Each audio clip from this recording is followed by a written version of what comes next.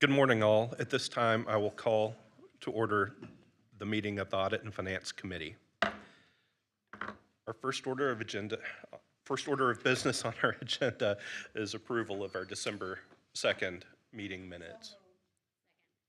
All in favor, say aye. Aye. Motion passes unanimously. Next on our agenda is a briefing. It's the Patrice Randall, our city auditor, discussing the audit work plan and activities that have been ongoing. Thank you, Patrice. Good morning, Patrice Randall, City Auditor. So since the last audit committee meeting, we've released 3 audit reports and 1 data analysis report. The first audit was a City Hall contracting audit where we were looking at contracts to determine whether the contractors complied with the terms. Based on our audit results, with the exception of some minor insurance noncompliance issues, the contractors did comply with the contract requirements.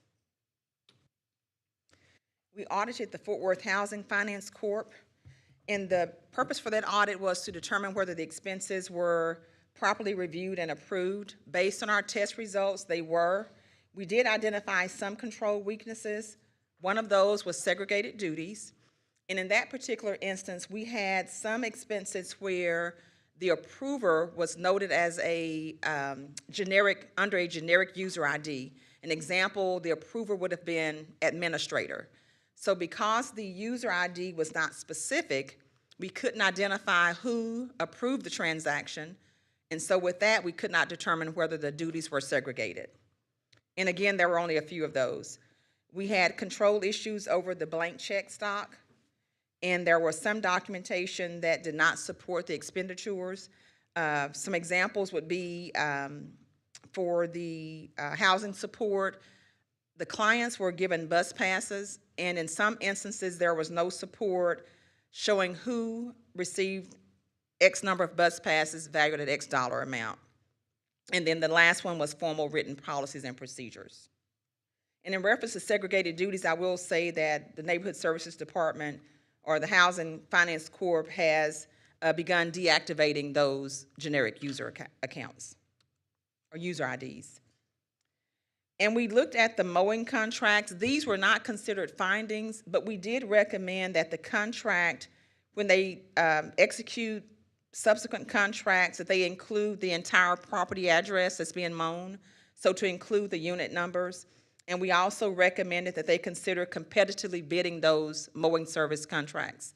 During our audit, the vendor, they had used the same vendor since like 2016, and during 2024, they had paid the vendor approximately $70,000. So we recommended potentially going out and competitively bidding that contract. The last audit was tree mitigation fund. On that one, we found that the city has processes in place to ensure that the tree canopy is prepared and that they have controls in place to make sure the fees are properly assessed and collected. We did identify a weakness with the park department having a manual process.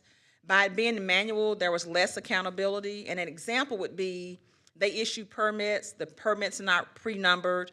If you pay and they issue a receipt, the receipts are not pre-numbered. So we're recommending that they automate that process, that those controls are in place.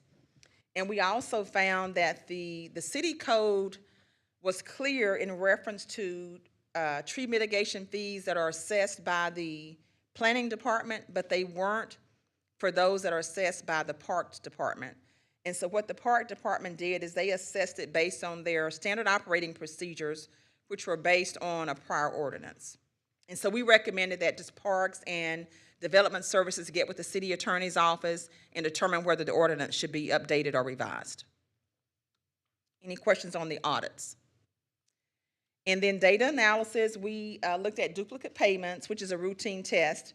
We only identified 1 duplicate payment, and it had been identified by the department and had been refunded.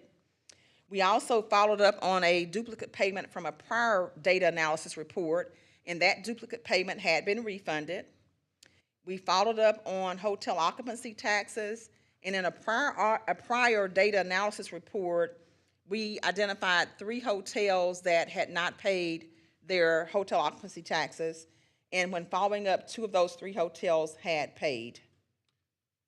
Patrice, Yes, on that one, was that just a sampling or a full audit for the hotels, for the hotel it was occupancy full. tax? Okay. It was full. What are the next steps for the one that has not submitted payment? Can anyone talk to that? Alex Lawfer, Treasurer. Good morning, committee and council members.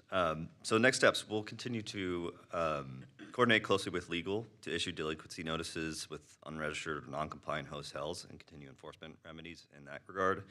And if we've exhausted those enforcement remedies internally and they're still unresolved, then we'll evaluate pursuing with our collection agent, Limebarger, for further enforcement. Okay, thank you. Yes, sir. for that. And then we also did a test looking at warranties over the automobile batteries and just the vehicles themselves. So for automobile batteries, we found that there were some invoices the city received and paid for batteries that were replaced during the warranty period. So in speaking with property management, there was some difficulty in trying to determine whether or not we received the credits that we deserved for those batteries that were under warranty. And so they will begin reconciling the NAPA monthly billings to faster, and the technicians are going to begin checking for issues that lead to frequent battery replacements. In reference to tows, property management indicated that when it's a police or fire vehicle, they have to bring those vehicles in regardless to remove the apparatus, the add-ons. And so they are going to, even though they do that, they are going to consider whether or not the initial tow should be covered by warranty. Any questions on data analysis? And then the last thing, just to give you all a heads up, our department is in the process of, I guess, developing a page on the intranet. And on that page, we're going to have the status of audit recommendations, so a department will be able to go to that page and see which audit recommendations are outstanding, which ones have been fully implemented, which ones have not been implemented. We will also include our audit and finance committee presentations, as well as providing audit tips to the city overall. And that concludes our report. Thank you, Patrice. Any questions? Go, please. Patrice, this looks nice. When do you anticipate completing this page on the internet? Our goal is no later than March 31 because we've got to coordinate with other departments. I think Okay. CPE and another department, I think, to get it done. Thank you. All right, thank you, Patrice. Okay, that concludes our business today, I believe. So I'll entertain a motion to adjourn. So moved, so done. Meeting adjourned.